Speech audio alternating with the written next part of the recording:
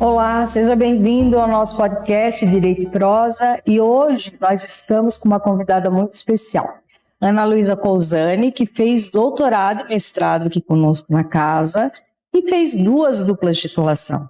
Ela fez a dupla titulação na Delaware Law School, nos Estados Unidos, na base da tese dela, da pesquisa da tese, né? E no mestrado ela fez a dupla titulação com a nossa parceira na Espanha, a Universidade de Alicante, e desenvolveu a sua dissertação sobre o tema de direito ambiental e sustentabilidade. Então, a Ana Luísa Cousani, além dos títulos de doutora e mestre, ela também é advogada e teve a oportunidade de desenvolver suas pesquisas com bolsas na época do mestrado pela CAPES e na época do doutorado pelo PROSUC, né, das Universidades Comunitárias Catarinenses. Ana Luísa, seja muito bem-vinda ao nosso podcast do Programa de Pós-Graduação em Ciência Jurídica, e hoje vamos conversar um pouquinho sobre o tema da tua pesquisa de doutorado. O tema da pesquisa da Ana Luísa, trouxe minha colinha para eu não passar vergonha. No título original se chama The Protection of Children's Data for Commercial Purposes in Brazil from Transnational Standards. Numa livre tradução de proteção de dados de crianças para fins comerciais no Brasil, através de estándares transnacionais. Ela está vinculando aí o tema da transnacionalidade, que é da área de concentração do nosso curso de doutorado, e a linha de pesquisa de constitucionalismo e transnacionalidades. Muito bem-vinda, Ana. Vamos conversar um pouquinho sobre toda essa tua viagem, essa tua experiência aí de doutorado e mestrado. Queria te perguntar inicialmente, qual é o objetivo, né, de onde surgiu a ideia da tua tese e qual é o objetivo principal dela? Já que é um prazer estar aqui, compartilhar um pouquinho sobre essa minha trajetória acadêmica. E esse tema, ele vem da minha trajetória acadêmica. Antes de cursar Direito, eu me formei em Publicidade aqui na Univale, em Publicidade e Propaganda. E na época eu já fiz uma pesquisa sobre publicidade direcionada a crianças. E depois eu fiz a graduação de Direito já com enfoque em estudar Direito do Consumidor, que é minha área de atuação principal, hoje na advocacia, além do Direito Digital. E fiz o mestrado em Consumo Sustentável. E na época do doutorado, eu comecei o doutorado em 2018, a gente tinha ali um boom no mundo sobre as regulamentações de proteção de dados, inclusive no Brasil. Então esse tema estava muito em alta, muito se discutia sobre, mas no enfoque da criança parece, até agora, bastante mitigado. Tinham poucos estudos, principalmente no Brasil, em relação a isso. A gente tem na nossa Lei Geral de Proteção de Dados apenas um artigo que vai trabalhar com esse tema e fala sobre o melhor interesse da criança. Ele é bastante genérico. E eu queria entender, então, o que é o melhor interesse? Quais são esse standard? Não foi nem traduzido, na verdade a tese foi entregue em inglês, então realmente é o termo standard, e não tem uma palavra única em português para fazer a tradução. Porque o standard ele pode aparecer às vezes como uma norma, como uma diretriz, ou como um modelo a ser seguido. E eu acho que essa é a ideia mesmo. Que modelo a gente precisa ter de proteção de dados que de fato alcance esse melhor interesse da criança? Então o objetivo desse trabalho foi encontrar estándares transnacionais, porque a gente está falando de proteção de dados, que não se resume em nível nacional. As maiores empresas detentoras dessas informações, elas atuam de forma transnacional, que são os atores que vão ditar as regras do jogo. Sim. Então, foi importante que a gente precisa levar em consideração para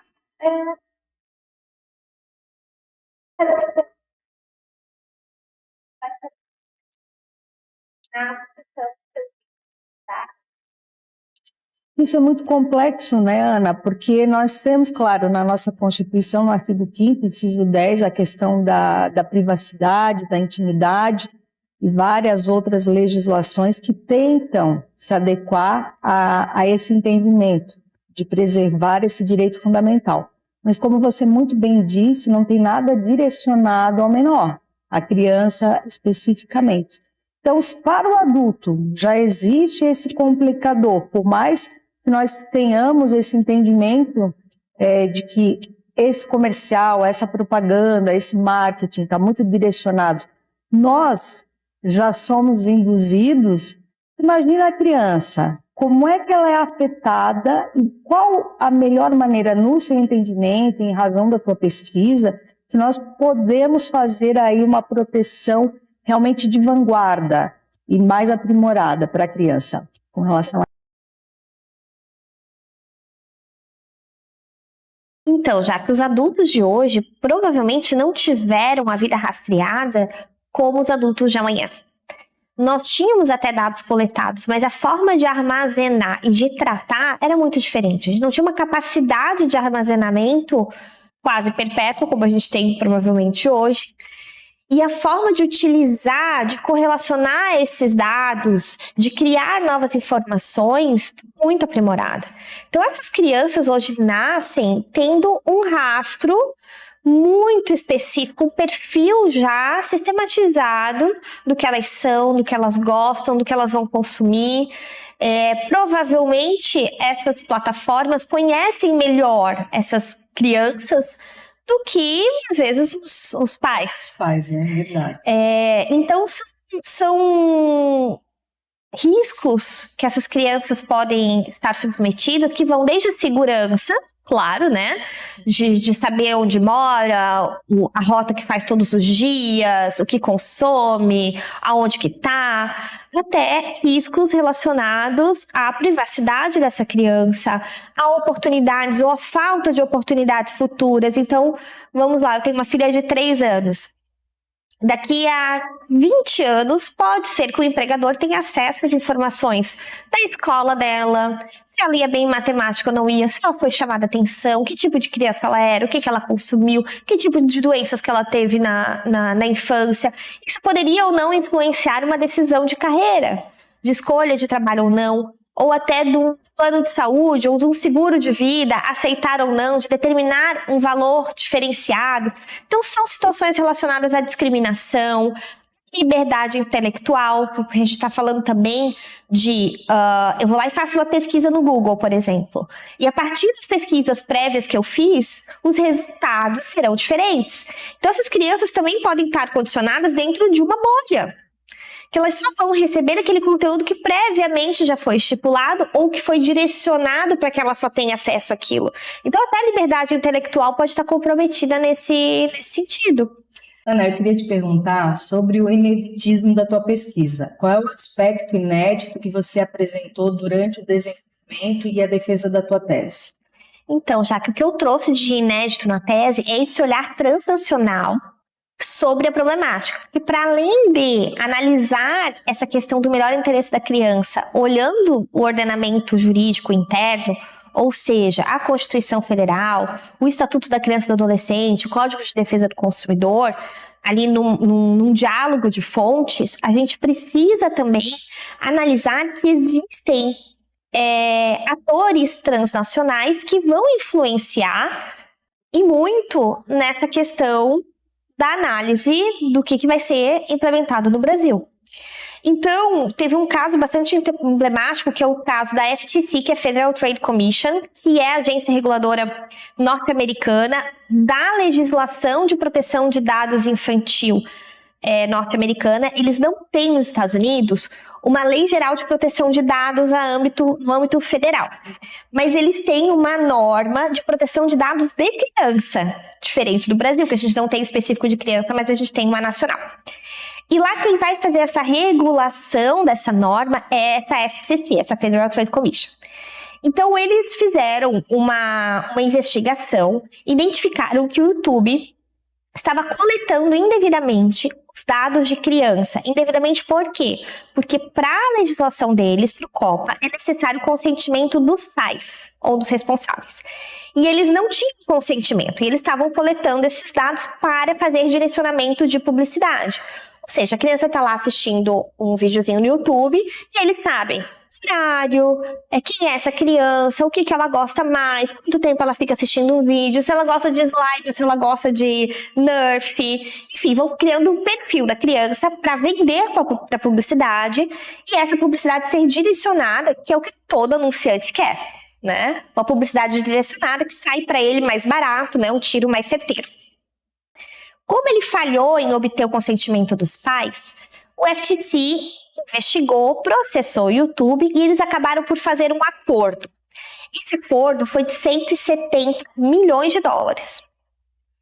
E além da multa aplicada, o YouTube se comprometeu a modificar algumas questões da plataforma quando for direcionada ao público infantil, que para os Estados Unidos é menor de 13 anos. Então agora eles não podem mais coletar esses dados das crianças. Ou seja, quando tem um vídeo direcionado para criança, não é possível comentar, porque quando tu faz um comentário fica lá teu dado registrado. Não é possível salvar o vídeo, não é possível dar like, compartilhar, né? Tendo criado uma conta.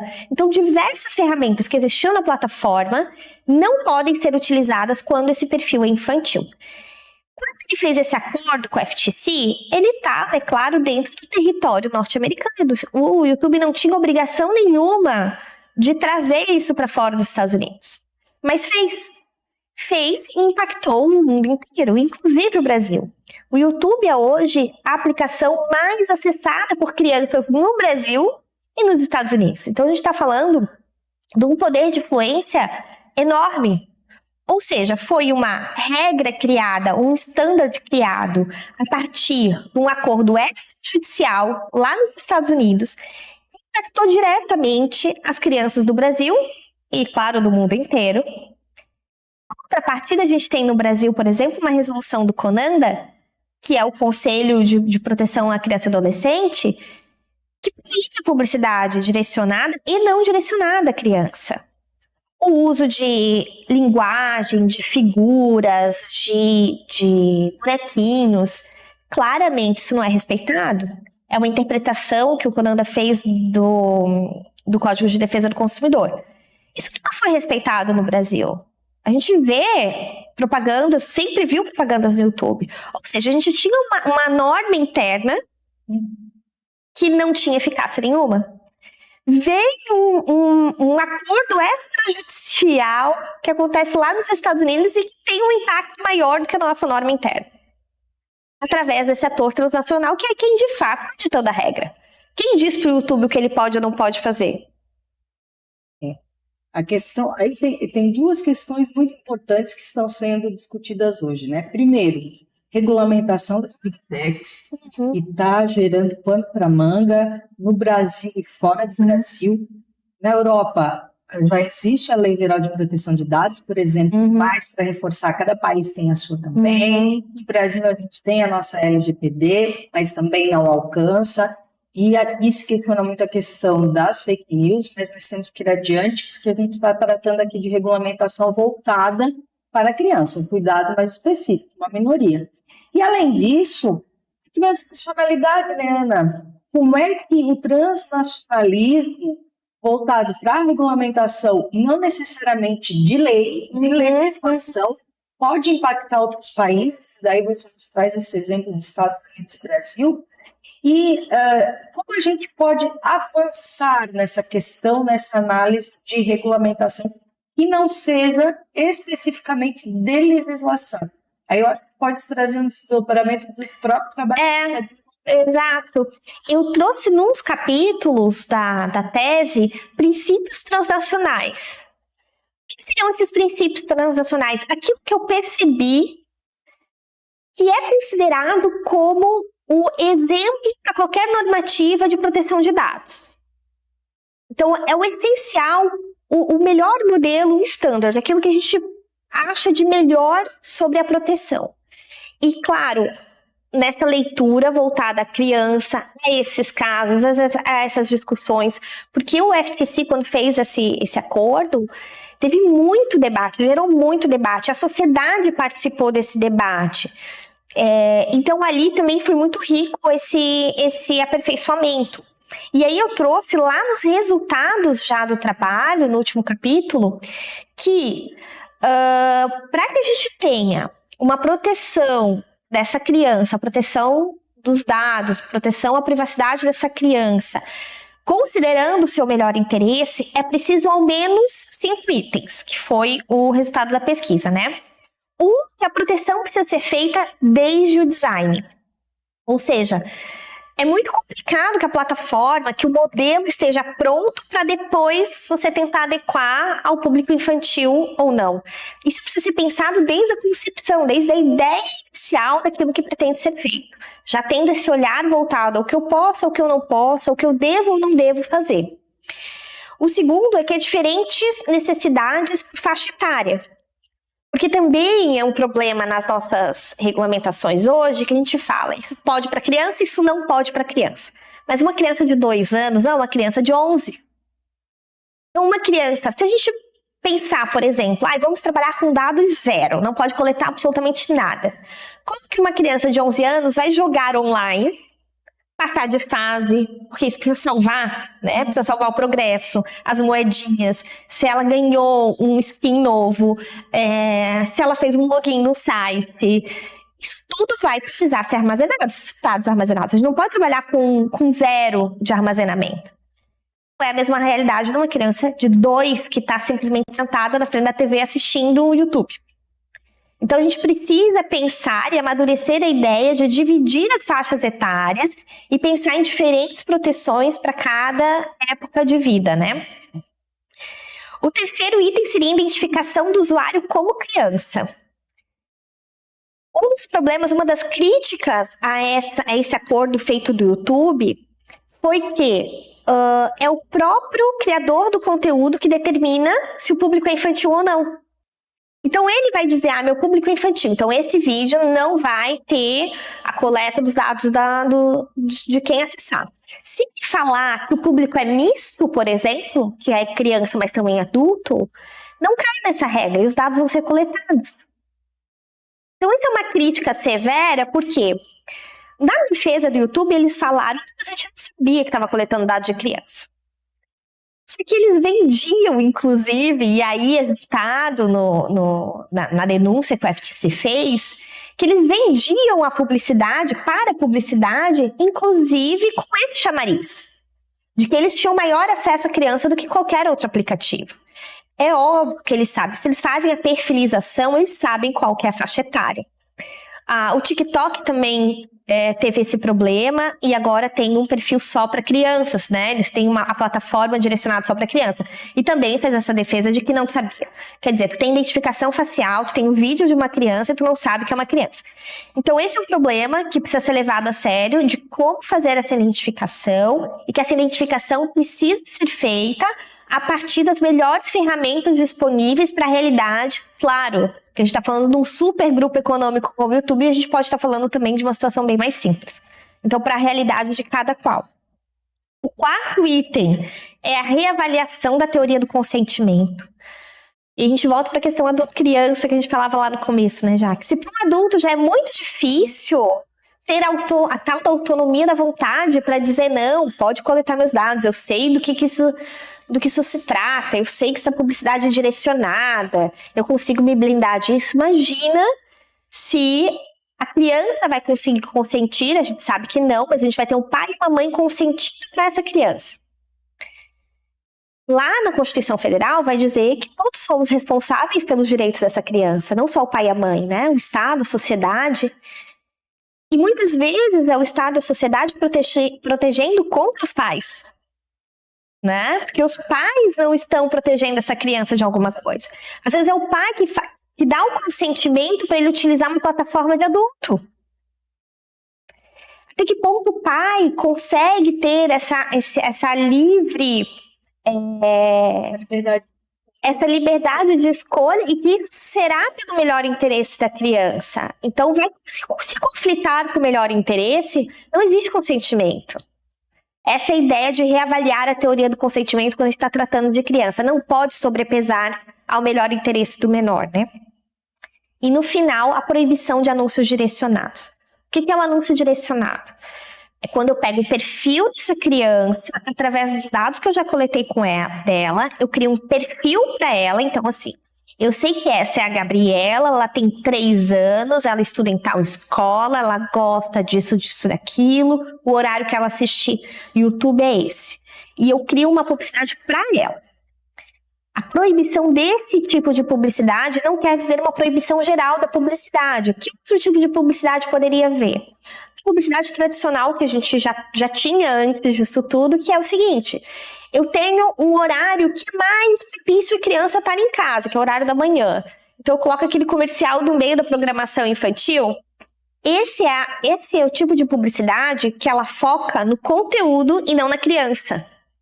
Então o anunciante vai atrás daquele conteúdo, porque, claro, já que a gente fala de proibição total, a gente está falando do quê? É a publicidade quem financia os programas, quem financia o conteúdo. A gente também não pode ignorar isso, né? Não existe conteúdo grátis.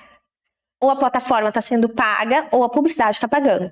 Então, falar em publicidade zero, a gente também Pensar nisso. não dá para pensar nisso. Subsistir. Não. Então, assim, no melhor interesse da criança, a gente poderia ter essa publicidade sem saber que é a minha filha que está assistindo. Eu não quero uma publicidade para minha filha. Eu quero uma publicidade para o conteúdo. E aí eu sei se aquilo é adequado ou não é para ela. Ela é muito menos eficaz, com certeza, do que a publicidade direcionada.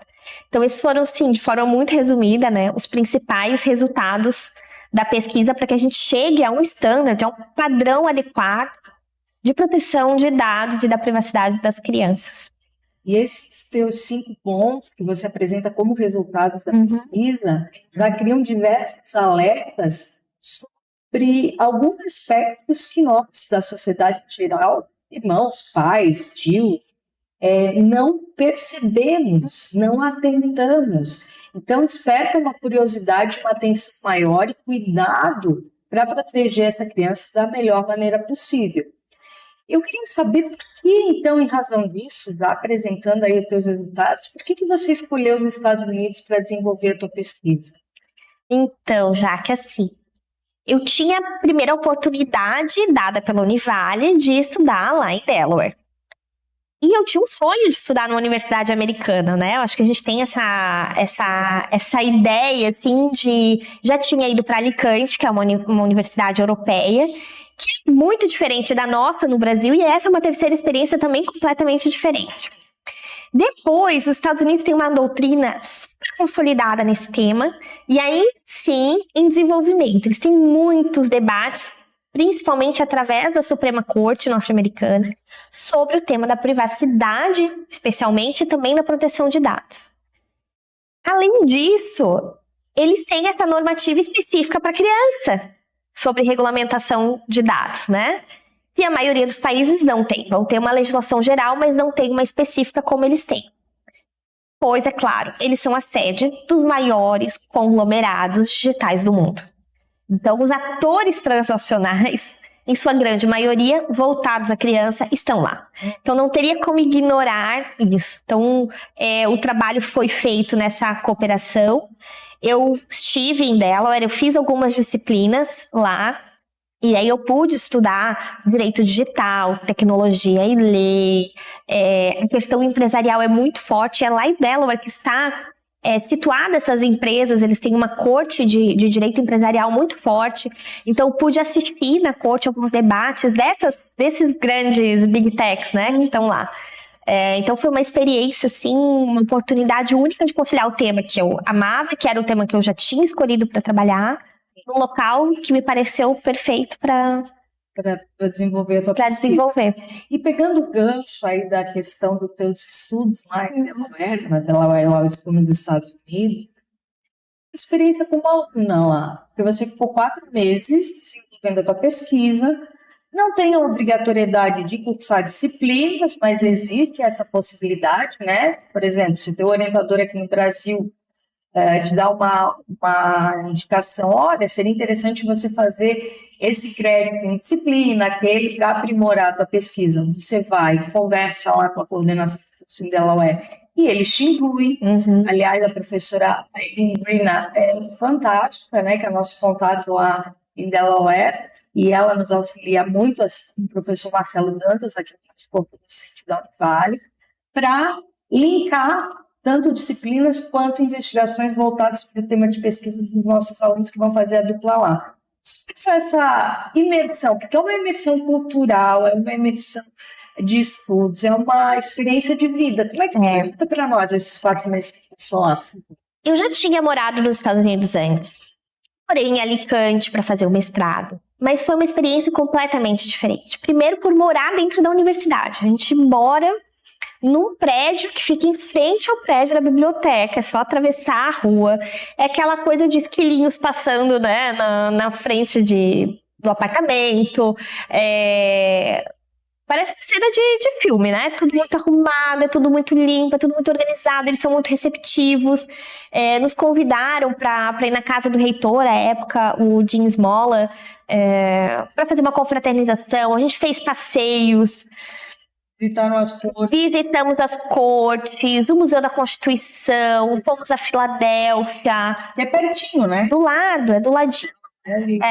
Foi muito legal. Eu tive a oportunidade, ainda uma das professoras convidou para assistir algumas sessões de julgamento na vara da família, né, para entender um pouquinho essa relação da infância lá. Assisti essas aulas que foram incríveis também. Participei de algumas aulas na época da pandemia online, né, que eles oportunizaram ainda a gente fazer algumas outras disciplinas. Fazer o inglês instrumental voltado ao direito, isso foi muito importante também, porque eu escrevi a minha tese em inglês. Então, essa aula do Legal English foi muito interessante. E ela não é uma aula de inglês, de curso de inglês. Ela é uma aula voltada ao conhecimento da estrutura mesmo, jurídica deles. Então, é bem legal, foi muito interessante. E foi uma experiência única. Eu realmente consegui desenvolver muito da minha pesquisa. Eu voltei com quase 100 páginas escritas. E não foi assim, escrito só do primeiro capítulo. Não, era um esboço já da tese como um todo.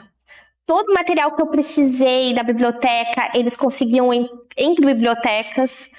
A biblioteca do Congresso Nacional deles tem um número infinito de obras. Mesmo as obras digitais, acesso às revistas deles.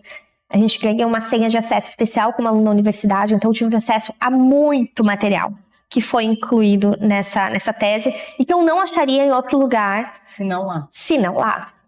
Curiosidade que é minha, pode ser de outras pessoas também, que aqui no Brasil nós trabalhamos com o positivismo jurídico. Então você vai lá na lei, você vai na doutrina que vai analisar da lei, além de outras fontes do direito, obviamente, mas os Estados Unidos trabalham como não. Então, é um precedente jurídico que é a base.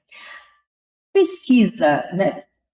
Mesmo você tendo nos informado, tem muita obra, tem muita revista, mas eu estou imaginando aqui que a tua pesquisa seja muito baseada nos precedentes judiciais, para além do que a gente está acostumado com determinação legal e doutrina analisando a lei. É isso mesmo? Não enganada. Não é isso. No primeiro capítulo que eu falo sobre o direito à privacidade, ele é um direito à privacidade a partir da Suprema Corte norte-americana. Olha só. A partir dos estudos de caso. E é interessante porque é um estudo que a gente faz diferente do que a gente estudaria aqui, que eu pegaria uma doutrina, outra doutrina, faria, né, a leitura das doutrinas. Lá não. É um estudo do caso, depois do caso que veio posterior, que derrubou o primeiro caso, do terceiro caso, que derrubou o segundo, do quarto caso, que volta o segundo, que vem o terceiro. Mas nessas decisões, a gente não lê só o voto escrito. A gente tem no site deles os discursos que foram feitos, as defesas que foram feitas. Então, tu consegue sentir a dor da pessoa tratar daquilo, tu consegue ver o entusiasmo, tu entende o contexto que foi criado, talvez melhor do que uma obra escrita, né? Que já tem um resultado final ali. Então, é muito interessante que tu consegue... Isso me despertou nessa visita ao Museu da Constituição. Porque lá... Você entra com algumas decisões, assim, é um museu interativo e tem algumas decisões em que você coloca o áudio, começa a escutar. Pensei, nossa, eles têm as gravações de tudo, eu vou atrás dessas gravações. E aí foi através das gravações e vários trechos que eu trago na tese são descrições das gravações das defesas. Sensacional. Experiência, experiência jurídica, experiência de vida, muito, muito bom. Ana, teu tema é super interessante. E ainda está em aberto para você desenvolver muita produção, seja artigo, livro, né? A tua tese realmente está fantástica. E eu acho que fica aqui mais alguns pontos de interrogação sobre a necessidade de regulamentação e proteção de dados, mas especialmente com relação ao menor. A minoria tem que ser tratada com outro olhar, e a criança, então, com um carinho muito especial. Quero te agradecer demais, demais pela tua participação, agradecer pela oportunidade de compartilhar esse teu conhecimento e essa tua experiência, e já deixar o convite feito para outras oportunidades para voltar aqui, quem sabe a gente conversa um pouco sobre Alicante também. Muito, muito obrigada por ter vindo, por aceitar nosso convite. Obrigada, Jaque. Para mim é uma honra estar aqui, principalmente porque tu foi a primeira pessoa que me acolheu na chegada ao mestrado. Eu tenho um carinho imenso por ti, sabes disso, da nossa história, da nossa trajetória. Foi essencial nesse percurso que eu tracei, e desde muito nova, que eu te conheci através do meu pai, que não estava mais aqui na época da minha defesa de tese, mas que com certeza me acompanhou nesse caminho e fez com que chegasse até o fim com força ainda, com garra para finalizar. E eu tenho muita gratidão à Univale, às oportunidades que eu tive, que modificaram a minha vida com toda certeza. Que bom trazer esse relato. E aproveitando, né, já que você tocou no nome do teu pai, Valdir Cousani foi um grande amigo meu, de vários professores e colaboradores aqui da Univale. Tenho certeza que ele te acompanhou aí na reta final e continua acompanhando. Que bom que a Univale pôde trazer essas oportunidades para a tua vida. Que legal. Obrigada mais uma vez. Obrigada, Um abraço para ti e para tua Obrigada. Encontro vocês no nosso próximo encontro do nosso podcast Direito em Prosa, que é uma proposta do programa de pós-graduação em Ciência Jurídica da Universidade do Vale do Itajaí, também da nossa Escola de Ciências Jurídicas e Sociais. Grande abraço, até lá. Tchau, tchau.